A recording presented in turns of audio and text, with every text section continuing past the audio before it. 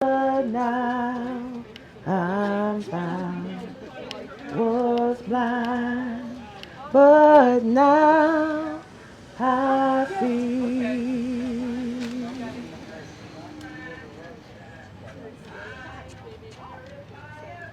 I don't care if you're black or white. You're a part of this town. And if one of us needs help, we need to help each other. My name is Evelyn Kelley. I was born in Dothan, Alabama on September 23rd, 1900. I had 5 brothers and 5 sisters. My parents were Adam and Roxy Hull, and they worked for Mr. Fulmer. He was one of Dothan's most prominent lawyers.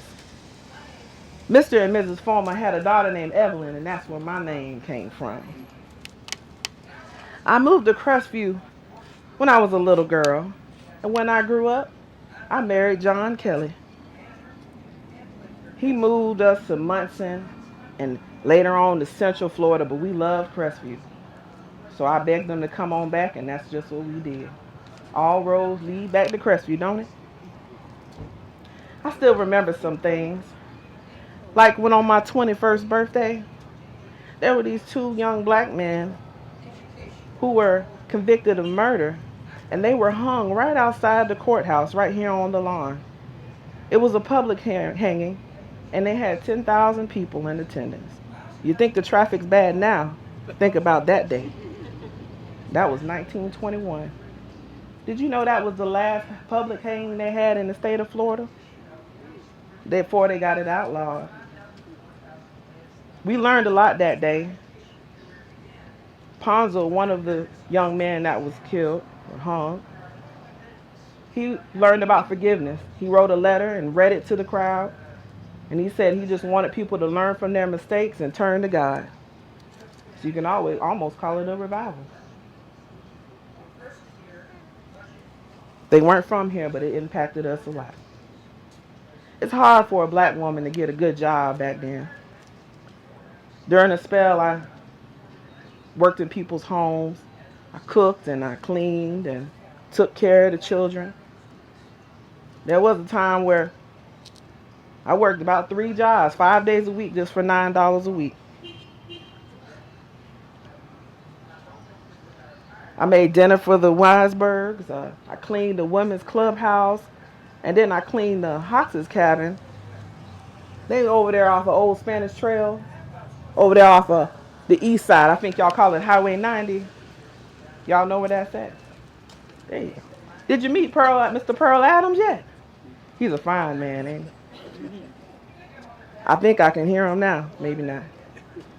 Well, he opened up a sewing factory down here on Woodruff Avenue. And I was the first maid there. Now, I didn't work all the time now. I always made time for the Lord. I go to the church on Griffith Avenue, Church of Christ. I used to teach Bible lessons there. And the children, they seem to learn better when they have a visual aid. So that's what I did with them. It worked a lot better for them, I believe. Do you know that I met the Congressman Bob Sykes the other day? He said he liked the work I was doing in town, and he just liked the work I did with the Good Neighbor Club, and we helped other people who needed a helping hand. Like Miss Bertha McTeer, she had a heart transplant, and she had an awful hospital bill. You think the hospital bill is high now? Think about what it was in the 20s. So I crocheted her a nice cape, and I donated it to a fundraiser, and so we raised money to help her make ends meet. Those are just the type of things we did back then. Y'all know Doug Cooter?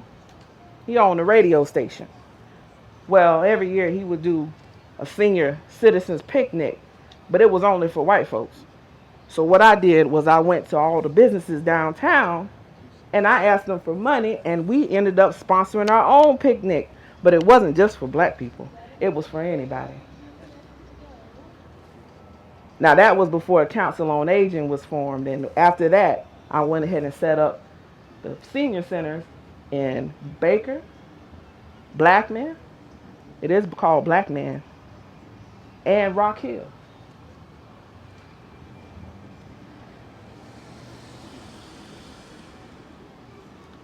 I also worked for about 14 years at the JRL Conyers Masonic Hall. I ran the USO there. I also worked for the welfare department. I was one of the volunteers in the grandparents foster program for the children. And in the 60s, when the schools integrated, the teachers needed a place to stay because some of them was traveling from different areas. So they stayed at my house. I cooked them dinner once a year. So make sure you take care of your schools and your teachers. They are needed in this community.